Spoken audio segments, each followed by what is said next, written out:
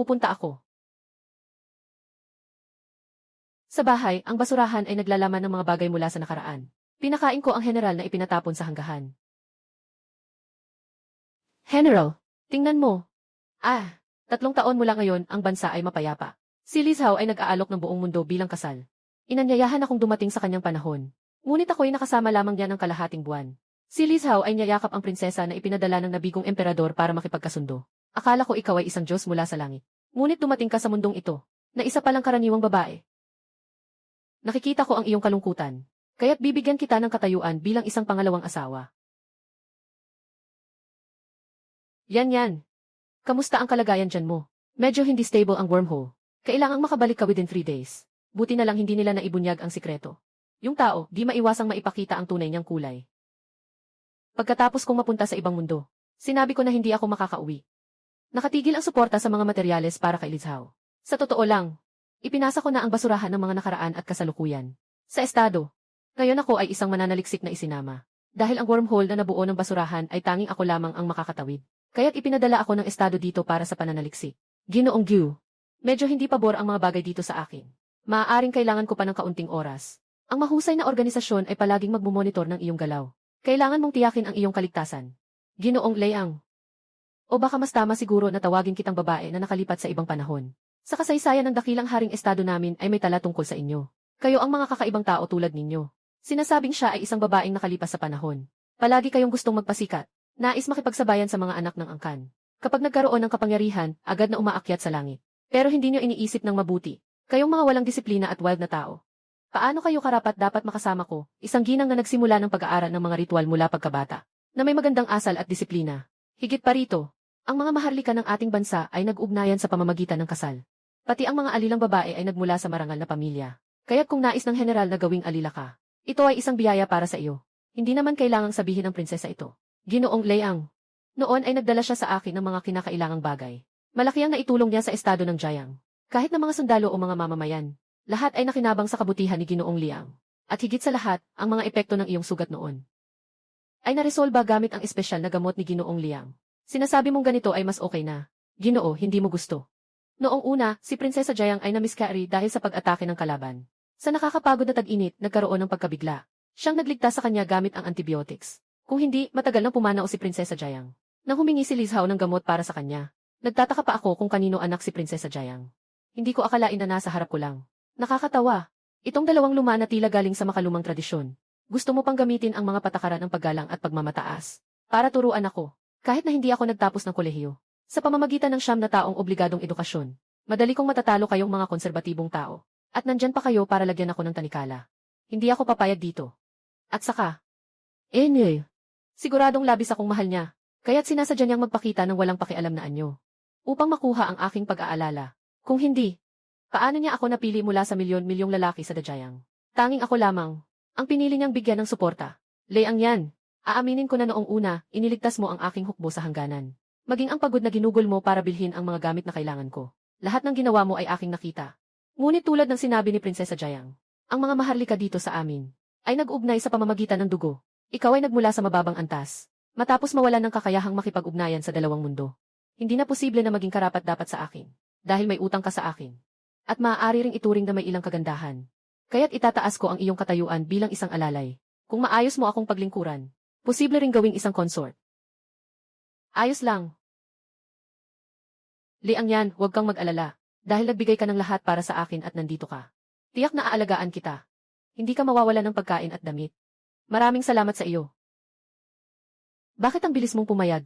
Na walang pag-aalinlangan. Mahalaga ang pagtapos sa misyon. Hindi pwedeng magkapahiya.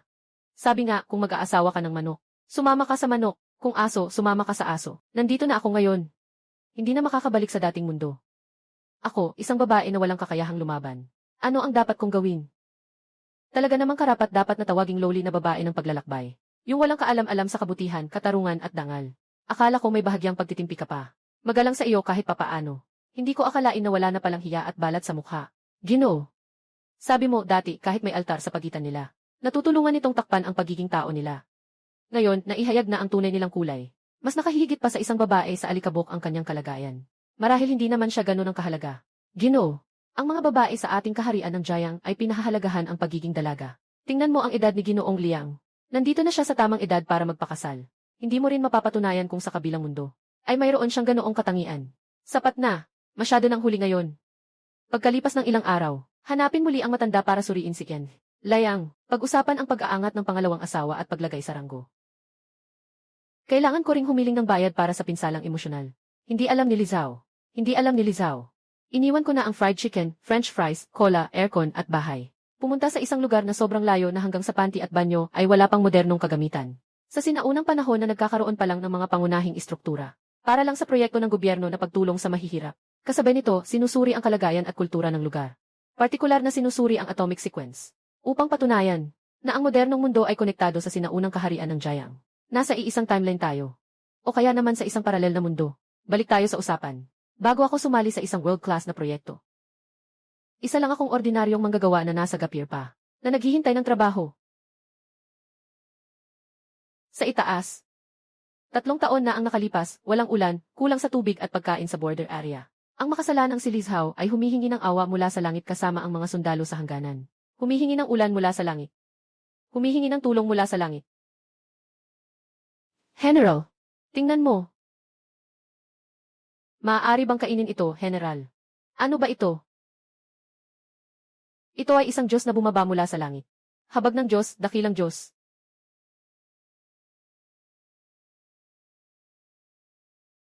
Anong nangyayari? Ang pangalan ko ay Liz Hao. Ang pangalan ko ay Liz Hao. Maraming salamat, dakilang Diyos, sa iyong habag at kabutihan. Sa pagbibigay mo sa amin ng pagkain. Siguro nagka-psychosis na ako dahil matagal na akong walang pagkain. Bahala na, subukan ko muna, saka na lang.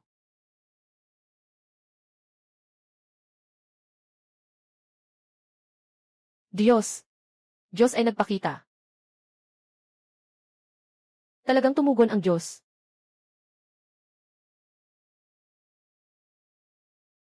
Kami ay handang ialay ang mga kayamanan sa Diyos. Humihiling kami sa Diyos na patuloy na magpadala ng tubig at pagkain, upang iligtas ang buhay ng aming mga sundalo sa hangganan. Hindi ako Diyos. Nasa ibang mundo lamang ako. Ang karaniwang tao ay maaari mong isipin bilang karaniwang mamamayan. General Lee, maaari kong tuparin ang iyong kahilingan. Ngunit kailangan mong magbigay ng pera para sa mga kinakailangang pagkain at gamot. Hindi. Ikaw ang aming Diyos, Ginoo. Pumunta ako. Maganda ang kalidad ng ginto nitong ingot. Naku, perlas na ito. Kung totoo nga, magkano kaya ang halaga ko? Tungkol sa mga alahas. Lahat ay napakaganda at kahanga-hanga. Simple ngunit masalimuot. Tingnan mo, parang mga eksibisyon sa museo. Walang pinagkaiba. Bawat isa sa mga bagay na ito ay mahal. O kaya mag-post ka at magtanong sa mga netizen na may malawak na kaalaman. Kung sakaling matuklasan mo ang isang yaman na iniwan ng mga ninuno, paano mo ito haharapin? Haha. Donate mo na lang sa museo. Makakatanggap ka ng papuri at gantimpala. Kunin mo muna ang isang antigong bagay. Pumunta sa pamilihan ng antigong bagay para maglibot, para madagdagan ang karanasan. Pagkatapos maintindihan ang takbo nito, saka magnegosyo sa natitirang. Napakabata ng ideya mo tungkol dito. Bakit hindi ka magbukas ng sariling tindahan ng antigong bagay? Sasabihin ko lang, lahat ng mga ito ay mga hiyas na nakuha mula sa mga liblib na lugar. Mabenta at makatwiran ang pagbebenta uli. Hindi rin angkop ang ideya ng ikatlong palapag. Mag-ingat na baka mapasok ka mismo. Sa tingin ko, mas mabuting ay submit na lang ito sa estado. Ang isang ordinaryong tao ay walang kasalanan.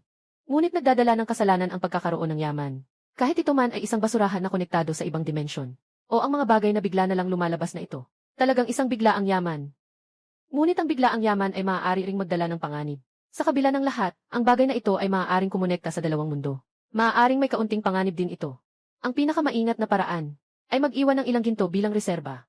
Ibigay ang basurahan at ang mga kayamanan na iniaalay ng mga sinaunang general. Sa estado, tingnan ang mga ekspresyon ninyo. Parang ako ang may sakit sa pag-iisip. Kapit ng pulis, lahat ng sinasabi ko ay totoo. Huwag kayong maniwala, tingnan ninyo.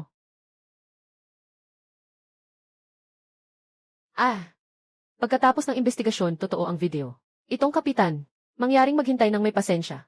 Agad naming ipapaabot sa mga nakatataas na ahensya. At mabilis na magpapadala ng propesyonal na koponan upang tumulong sa investigasyon. Kapatid, nakatagpo ako ng ganitong hindi pangkaraniwang insidente. Handa akong makipagtulungan sa pambansang investigasyon. Maaari bang bigyan ako ng trabaho? Huwag po kayong mag-alala. Ang inyong sitwasyon ay espesyal. Magbibigay ng espesyal na konsiderasyon ang organisasyon para sa iyo. Naka-encounter ka ng ganitong kakaibang bagay. Talagang mas mabuti pang i-report ito sa estado. Sa wakas, makakatulog na ako ng maayos sa gabi.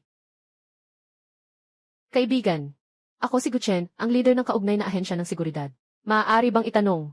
Ikaw ba ang nag-report ng hindi pangkaraniwang insidente kahapon? Si Liang yan ba? Tama, tama. Ikaw nga si Liang. Nagulat ka. Tungkol sa basurahan na konektado sa ibang dimensyon. Professor, dalhin mo ako para makita.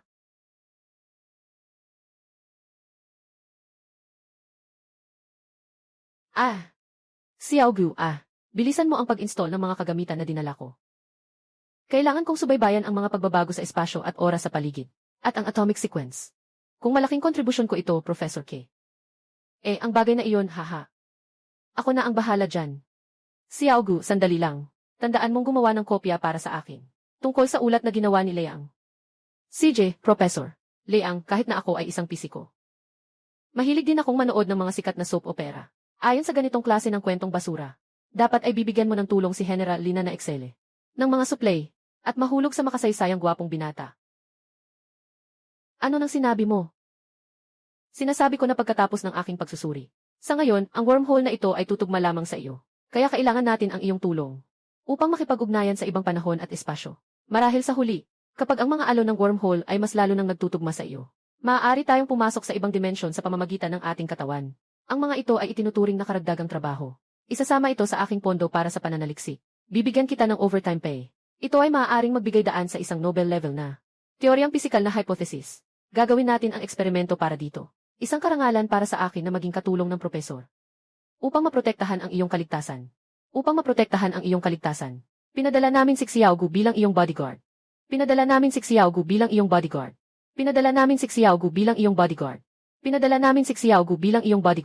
Na nakasuot ng proteksyon sa katawan 24 oras. Upang maiwasan ang epekto ng eksperimento sa oras at espasyo sa mga ordinaryong tao, nagsumite na ako sa itaas. Nakunin ang buong komunidad sa paligid. Ang mga butil na hinihiling mo, Lizhao, ay darating bukas. Ngunit ngayon, bibigyan kita ng 20 sako ng bigas. 10 kahon ng gamot. Itala mo. 17 transaksyon, 1,000 tael ng ginto. 5,000 tael ng pilak. 10 perlas. Mas kumikita ito kaysa magtrabaho. Hindi ito negosyo. Ito ay isang misyon sa pananaliksik. Sige, misyon sa pananaliksik. Ang mga suplay na sinusuportahan ng bansa ay kailangang maihatid ng nasa oras. May ganitong banal na bagay. Bakit ka matatakot na hindi matatag ang hangganan?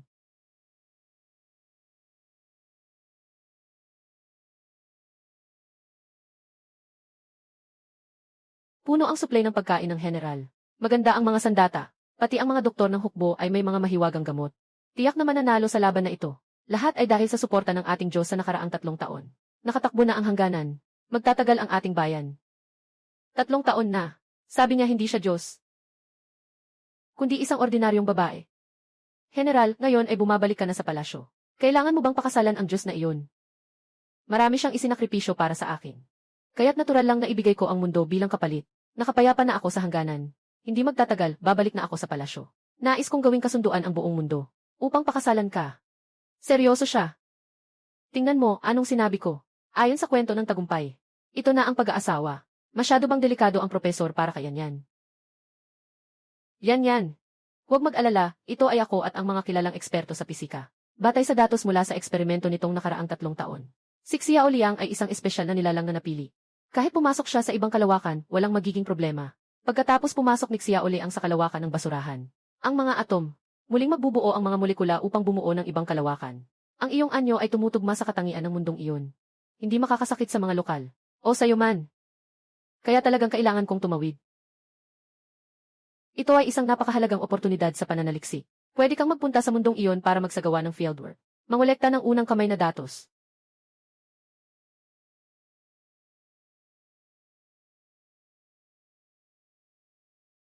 Nasabi ko na sayo. Kahit ano pa ang progreso ng eksperimento, kailangan pa ring tiyakin ang kaligtasan ng tao. Katatagan ng wormhole 77.3%. Maaari nang tumawid. Napaka-mystic ng tanawing ito.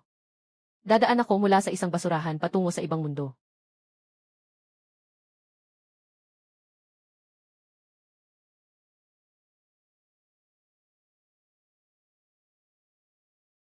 Mahal na Diyos. Sa wakas, nakita kita ng personal. Huwag mo akong tawaging Diyos. Sabi ko na ito ng maraming beses. Isa lang akong ordinaryong tao. Tawagin mo akong Liang Yan. Sige, Yan. Ang ganda ng palasyo mo. Kinuha ko ang buong mundo bilang kasal. Para pakasalan si Yan. Kailangan mong ibigay ang pinakamahusay sa iyo. Yun. Sige, sabihin pa. Sa loob ng 3 taon, ang mga supply na ipinadala ni Yan ang nagligtas sa aking hukbo. Na ipagtanggol ang hangganan. Ngayon, ligtas na ang bansa. Nakapahinga na ang mga tao at nakabawi na sila. Lahat ng ito ay dahil kay Yan. Maliit na bagay lang. Hindi ito mahalaga. Naging magalang si Yan. Tama, Liz Hao. May isang bagay na kailangan kong sabihin sa iyo. Anong bagay? Ako. Hindi ko na kayang ipagpatuloy ang pagpapalitan ng mga supply sa inyo. Matapos akong pumunta dito. Nawala na ang koneksyon namin sa kabilang panig. Hindi na ako makakabalik. Walang problema. Ang pagdating ni Yan sa tabi ko ay pinakamalaking biyaya. Ako na ang bahala sa mga supplies. Lumipas na naman ang kalahating buwan, nang mawala ko talaga ang kakayahang ito. Lalong naging malamig ang pakikitungo sa akin ni Liz Hao. Hanggang ngayon, nakita ko ang pamilyar na Prinsesa Jiang. Nakahiga sa tabi niya. Dati, ang Prinsesa Jiang ay naglakbay para sa kapayapaan ng 2 bansa. Pumunta sa kaaway na bansa para sa kasal. At si Liz Hao ang nag-utos na kunin ito sa pamamagitan ng puwersa. Ang dahilan na sinabi niya sa akin noon ay para sa kasal ng prinsesa. Na nagdudulot ng kahihiyan sa Jiang. Hindi ko akalain na diretsong kukunin siya ng iba. Tungkol sa prinsesa na may apelidong Jiang. May tuturing din na nakatanggap siya ng aking kabutihan. Hindi ko akalain na bigla na lang siyang magbabago at hindi na ako kilala. Kung hindi ko sana pinili na ipasa ang basura. At sa halip ay tahimik na nakipag-ugnayan sa mga tao noon. Ngayon, talagang parang nahulog sa isang bitag. Mas masahol pa kaysa sa mahulog sa bibig ng tigre. Buti na lang at maisuporta ang bansa. At katatapos lang magpadala sa akin ni Ginoong Gu ng paalala. Ang mga kagamitan na itinuro sa akin ni Professor Qi ay malapit nang makalikom ng sapat na datos sa espasyo at oras. Mukhang malapit na ang oras ng aming pag-alis. Para sa pag-aasawa kay Prinsesa Jiang, nagsagawa si Liz Hao ng isang napakalaking kasal. Ang kasal ay puno ng mga magagarang handog. Salita ng emperador, ang buong mundo ay para sa kasal. Tawang-tawa ako, dapat ay sinabi niya ito ng 2 beses. Sino kaya ang dalagang iyon? Bakit siya nakaupo sa napakakitang posisyon? Parang hindi siya mula sa isang mayamang pamilya. Yung babae na iyon ay dinala kasama ng hukbo ni Liz Hao. Narinig ko na siya ay isang tao mula sa ibang mundo. O, isang babaeng naglakbay sa panahon. Akala ko ay isa lamang siyang babaeng naglakbay mula sa ibang mundo. Ha. Tingnan mo ang kanyang postura. Kahit ang aming katulong ay hindi siya katumbas. Umaasa pang makapasok sa bagong emperador. Anong silbi ng pagiging maganda? Ang mga dalagang galing sa Jiang ay dapat may dignidad, may karisma. Hindi katulad ng babaeng ito na naglakbay sa ibang panahon. Sobrang payat, parang kawayan. Mukhang napakasimple. Ang itsura niya ay parang nakakaakit. Hindi nakapagtataka na nahulog siya sa ating bagong emperador.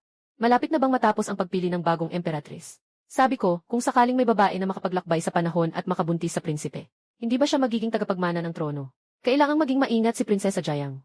Nakakabahala kung ang anak ng ganitong tao ang makakuha ng trono. Nakakainis. Hindi kami magkapareho. Ang kanilang puso ay tiyak na iba. Ang mga anak ng babaeng ito ay hindi dapat manatili. Kahit na hindi ako nakikipagtalo sa mga hangal. Ngunit kailangan kong linawin ang ilang bagay. Sa tingin ko, nagkamali ang lahat. Bagamat ako ang tinatawag na babaeng naglakbay sa panahon. Hindi ako isang magaan na tao. Tungkol sa dahilan kung bakit ako narito sa mundong ito. Ito ay talagang may kinalaman sa inyong bagong emperador. Sinasabi mo na si General Sheng, di ba? Noong nakaraan, siya ang nagligtas sa akin. Ngayon, hindi ako maaaring manood na lang. Tama ang sinabi ni Yanvi. Layang, si Kagalang-galang ang nag-imbita kay Yanvi. Layang, na dumating sa panahong ito. Noong una, nasa ibang mundo ako. Nakipagkalakalan ako kay Liz Hao ng 3 taon. Gamitin ang mga materyales upang tulungan siyang manghuli ng mga hayop sa buong mundo. Hindi ko inasahan na ang bagong emperador ay isang sinungaling na tao. Hindi niya ako ginagalang at ikinulong sa palasyo. Maging sa pag-iisip na hindi ko na siya maaasahan sa kalakal ng mga materyales. Diretso na siyang nagalit at hindi na ako kinilala. Ngayon, nawalan ako ng mataas na posisyon. Nasa bibig na ng bagong emperador. Wala nang natira kundi ang isang babae mula sa ibang panahon na naging pangalawang asawa. Alam ng lahat ang isang lumang kasabihan. Kapag natapos ang mga ibon, itinatago ang magandang pana. Kapag namatay ang tusong kuneho, pinapakulangan ang mga asong panghuli. Dapat ay narinig ng dalawa ang lahat. Sa araw ng iyong malaking kasiyahan. Sa harap ng mga ministro. Kailangan mo pa ring bigyan ng kaunting dangal ang iyong lingkod. Liang Yan, ano ang ibig sabihin ng mga sinabi mo kanina? Ako ba'y nagkulang sa iyo? Sasabihin ko sa iyo, kahit na ikaw ay magbanta sa akin, hindi ko tatanggapin na palitan mo si Prinsesa Jiang bilang reyna. Ako ay tunay na dragon na anak ng langit. Pinalalakas ng tulong ng langit at lupa. Ikaw ay isa lamang sa aking mga gabay. Maging masunurin at manatili sa iyong lugar. Huwag isipin na agawin ang aking kaharian. Talagang mayabang at tiwala sa sarili noon. Noong mga panahong iyon, Talagang itinapon lang ang mga supply na nagpalaki sa isang ganitong ulol na asong bundok. Ngunit malapit na akong umalis. Mas mabuting huwag nang makipagtalo. Mag-alala ka, hindi ako pumunta dito para sa iyong kaharian. Hindi rin dahil in love ako sa'yo. Nang sabihin mong ang buong mundo ang iyong pamana noon, naramdaman kong karapat-dapat kang makilala. Gusto ko ring makita ng personal kung ano ang hitsura ng Jayang na ipinakain ko. Tungkol naman sa kung ikaw ay magpapakita ng pagtitiwala sa akin. Wala talagang kahulugan ito para sa akin. Nakatayo ako dito ngayon dahil lang sa iyong pang-udyo. Huwag masyadong magpaka-emosyonal. Nandyan ka pa rin sa iyong pagmamayabang. Paano posible na may hindi gustong maging reyna, na nasa ilalim ng isa, at nasa itaas ng libo-libo? Noong una, ginamit ko ang mundo bilang pang-akit. Ang babaeng ito na umiibig ng labis, ay hindi ba't nagmamadali ring dumating? Alam ko, yan. Naiinggit ka sa Prinsesa Jayang na kinuha ang iyong kasal. Ngayon, mas nagmamadali kang iwasan ako. Mas pinatutunayan lamang nito na hindi ka tapat. Huwag kang mag-alala, kahit na ibinigay na ang posisyon ng reyna sa Prinsesa Jayang. Ikaw pa rin ang pinakamamahal kong babae. Kapag pumasok ka sa palasyo, aalagaan kita ng mabuti, at hindi ko ibibigay ang pusong ito sa ibang babae. Kahit na may mga ibang babae sa harem sa hinaharap, hindi karapat-dapat ang ibang mga concubine sa aking pagmamahal. Paano magkakaroon ng ganitong kapal ng mukha sa mundo? Mukhang ang sinabi ko kanina ay parang usapan ng ibon at pato. Mahal na emperador, dumating na ang tamang oras. Malapit nang magsimula ang seremonya. Sige, pupunta na ako. Tingnan mo, ako pa rin ang nanalo. May kasabihang mabuti. Anong kawali, ganong takip? Hindi pwedeng matulog sa isang kumot ang dalawang uri ng tao. Buti na lang, nakolekta ng mga kagamitan ang sapat na datos ng espasyo at oras. Kailanman ay maaari kong batiin ang dalawang baliw na aso na ito. Ginoong Diyosa, ikaw ay nagdusa. Ang kanyang majesty ay nalululong lamang sa kapangyarihan. Nabulag ng kapangyarihan. Ngunit ang malaking hukbo ay naaalala ang iyong kabutihan. Ang mga mamamayang nakaranas ng kalamidad at sakit ay naaalala rin ang iyong kabutihan. Tungkol sa mga asawa ng mga opisyal sa kabisera. Sila'y mga konserbatibong tao na hindi lumalabas ng bahay. Nakikinig sa mga chismis. Huwag mong ipagpalagay na katulad sila. Si Sheng Yu ay ang tanging babaeng general sa hukbo. Maliban kay General Sheng, napakahusay niya sa paggamit ng pulang sibat. Dati, nag-iisa siyang humabol sa kaaway ng 100 milya. Nakuha ang ulo ng kalaban. Simula nang pumasok kami sa palasyo, hindi pa kami nakapunta para makita ang mga kaugalian at tradisyon sa labas. May oras pa bago mag-collapse ang wormhole. Mas maganda siguro kung lumabas tayo. Gusto kong makita ang mga kaugalian at tradisyon sa labas. Dahil ito ang nais ng Diyos na babae. Kahit pa mangangatog ang lupa o tumama sa apoy, kaya kong gawin lahat iyon. Bilisan mo habang walang tao. Ang kabisera ay nakaranas ng digmaan. Maraming bagay ang kailangang ayusin. Kahit na medyo magulo ang mga kalye. Ngunit puno ito ng masiglang tanawin. Ikaw, malas na bata. Ang larawang ito ng Diyosa ay pinaghirapan kong makuha. Ikaw pa talaga. Kailangan mo pang ipagyabang. Ngayon, nasunog ito ng mga opisyal. Hindi ko alam. Ngayon, sobrang iginagalang ni Haring ang Diyos na babae. Hindi pa nga pwedeng banggitin ang pangalan niya. Ngayon, ayos na. Hindi na makakalimutan pa ang Diyos na babae kahit isang alaala. Inang, nagkamali ako. Hindi ko dapat ginawa to. Pero yung kapatid ng Ernyu ay gumaling dahil sa espesyal na gamot na ibinigay ng Diyosa. Gusto lang nilang magpasalamat sa Diyosa. Hindi ko rin alam na biglang papasok ang mga alagad ng batas. Diyosa, ang mga paninirang puri sa inyo sa palasyo ay may mga taong nagtatarget dito. Maaari mong pakinggan ang taos pusong sa loobin ng mga tao. Sila ay taos pusong nagpapahalaga sa inyo, bagamat ang mga tao ay tila bobo. Ngunit ang kanilang puso ay mas maliwanag pa sa salamin. Inirekomenda mong bakunahan ang mga bata na nagbawas sa pagkalat ng smallpox, basta't alam ng mga tao ang tungkol dito. Lahat sila ay nagpapahalaga sa iyo. Sa hukbo, napakaraming tao na nakakita ng iyong mga himala at mukha. Alam din nila ang katotohanan ng mga bagay. Ito ay dahil sa likas na pagnanasa na maging tapat sa hari, na palaging nakabaon sa kanilang isipan, na nagiging dahilan upang mahirapan ang mga sundalo na sumuway sa utos ng kanyang kamahalan. Kailangan na lang nilang magtago. Ipakalat ang iyong kwento at larawan ng Diyos ang babae. Sa wakas, hindi na sayang ang pag-aalala ni Guru Ki. Ang eksperimento sa sosyolohiya na ito ay nagkaroon din ng mga bahagyang resulta. Sana, ang mga taong nakaranas na ng modernong gamit ay malaman din kung ano ang naghihintay sa hinaharap. May isang mundo na makikita ang pag-asa. At lahat ay pantay-pantay. Nawala ang Diyosa ng kanyang kamahalan, si Genji. Layang, dinala siya ng banal na general mula sa palasyo. Anong nangyari sa kanyang kamahalan? Sa araw ng kasiyahan na ito, sa harap ng mga ministro, kailangan mo pa ring bigyan ako. Mag-iwan naman tayo ng konting dangal. Agad na isara ang mga pinto ng lungsod. Maghanap sa buong bayan. Hindi makita ang tao. Iharap ninyo ang ulo ninyo. Hindi kayo pwedeng umalis, hari. Hindi pa tapos ang seremonya. Lahat ay dahil sa'yo. Hindi ba sinasabi ng Diyosa na maiinggit siya dahil minahal kita? At mas mamahalin pa niya ako. Ngayon ayos na. Biglang nawala ang Diyosa. Kung hindi mahanap ang Diyosa, ipapadala kita sa impyerno para makasama niya. Hindi ba sinabi ng hari na ang dalaga mula sa siyang pamilya ay nagdala ng isang napakababa na Diyosa sa palasyo? Marahil ang Diyosa ay para lang pasabikin ka. Sadyang pinapayagan ang dalaga ng Sheng na makipag-ugnayan sa kanya para magpanggap na nagsasagawa ng ganitong eksena. Ikaw ay napakagaling. At sa murang edad, nakamit mo na ang pinakamataas na posisyon. Maraming babae sa buong mundo ang gustong magpakasal sa iyo. Diyosa, marahil ang iyong pananalita ay para lang ipakita ang iyong pagiging kakaiba. Sadyang nagpapanggap na tumakas mula sa palasyo. Ang layunin ay mahuli ang iyong puso. Umaasa akong lahat ay ayon sa iyong sinabi.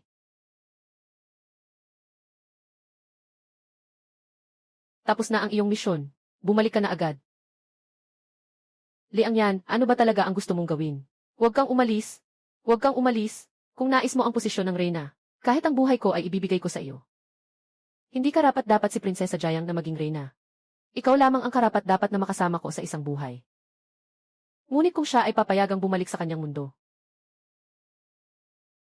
malamang na hindi na siya muling babalik. At hindi na makikipag-ugnayan sa akin. Ginoong Liang. Liang yan, kung lalakad ka pa ng isang hakbang, ipapabato ko na ang mga palaso sa iyo. Kahit na mamatay ka, dapat mamatay ka sa mundong ito.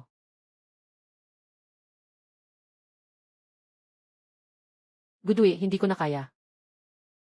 Kailangan kong bigyan ng leksyon ang lalaking ito. Sumang-ayon si Professor Qi. Basta't hindi mamatay si Li Zhao, ayos na. Huwag tamaan ang mahahalagang bahagi.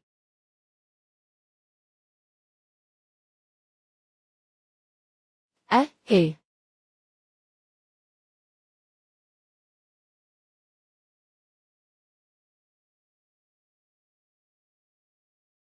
Hindi. Yan, okay ka lang ba? Nasaktan ba si Liang? Mukhang malakas pa rin. Mukhang hindi siya nasaktan. Matapos mong barilin. Si Li Zhao ay talagang nagplano na magpakatatag kahit na magdusa. Nag-utos na magpadala ng mga lihim na atake sa iyo. Ngayon, ang wormhole ay ganap ng nawala. Nawala ang kakayahang kumonekta sa dalawang mundo. Maghukay ng 3 talampakan. Hanapin mo siya para sa akin. Mahal na hari, ito na ang ika-7 araw. Sinasabi ko, maghukay ng 3 talampakan. Pawalang bisa si Empress Jayang at agad na umalis sa palasyo. Itayo ang dambana ng Diyosa.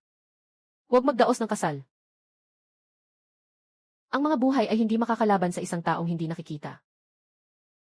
Dumating na ang tamang oras. Ako at ang Diyosa Empress ay ikakasal. Gantimpalaan ang mga natatanging tao sa buong mundo. Sinumang may kaalaman sa paraan ng mahabang buhay, o sinumang may kakayahang lumampas sa oras at espasyo, gagantimpalaan ng 10,000 ginto at titulong marangal. Talaga namang wala akong alam tungkol sa sining ng mahabang buhay.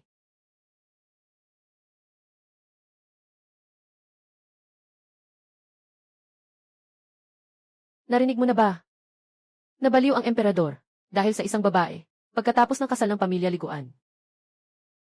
Nag-utos na hanapin ng buong bansa ang mga talentado at kakaibang tao. Nais nilang hanapin ang paraan ng mahabang buhay, at ang mahika na makakatawid sa panahon. May nagsabi na hindi iyon babae, kundi isang Diyosa mula sa langit. Umuwi na ang Diyosa sa langit. Dala ang kaluluwa ng emperador. Siguro naghahanap si haring ito ng kababalaghan para magtagumpay.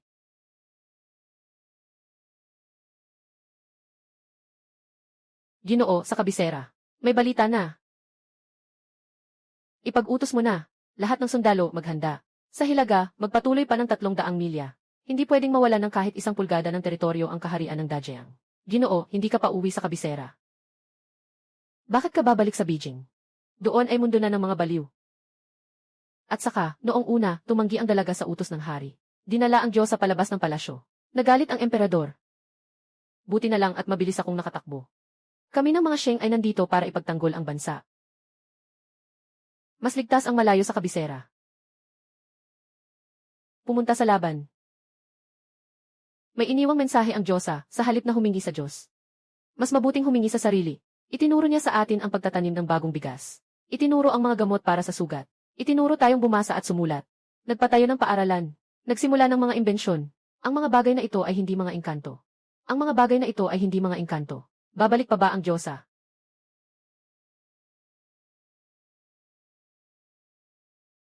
Ang Diyosa ay palaging naririyan.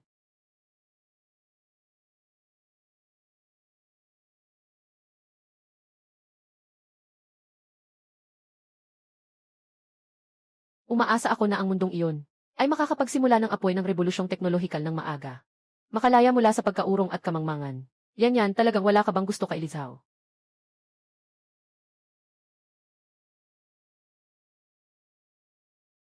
Ano sa tingin mo? Kahit na isang estranghero. Kahit na nagkasama kayo ng 3 taon ng walang malay, may nararamdaman pa rin. Naging masyado kang maingat kay Lizao. Sa isang pagkakataon, itinuring mo siyang kaibigan. Tama naman yun. Pero ako ay isang adult. Alam kong madaling magbago ang puso ng tao. Kahit na noong una ay nangako kang mabuti para sa akin. Maaaring magbago rin ang isip kahit kailan. Ang tanging sandigan at tanging paraan para makaligtas ay ang sarili ko lang. Hindi ako isang taong nangako pero nagtataksil. Pero ngayon, ang mga sinasabi ko ay parang peke lang na pangako. Papatunayan ko na lang sa mga susunod na gawa ko. Kumusta na ang progreso ng pananaliksik ni Professor Ki? Medyo maganda naman. May konkretong progreso na sa teorya. Pagkatapos maipadala ang papel, ang mga eksperto sa iba't ibang bansa sa larangang ito ay kasalukuyang nagre-reproduce ng konklusyon kasama ang isang grupo ng mga mag-aaral. Malapit nang magkaroon ng resulta. Sa pagkakataong ito sa siyensya at teknolohiya. Tayo, bansa ng Summer, magsisilbing nangunguna sa mga uso sa mundo. Siyempre iyon. Ang hinaharap ay nakabukas sa ating harapan. Ngunit mga bituin at dagat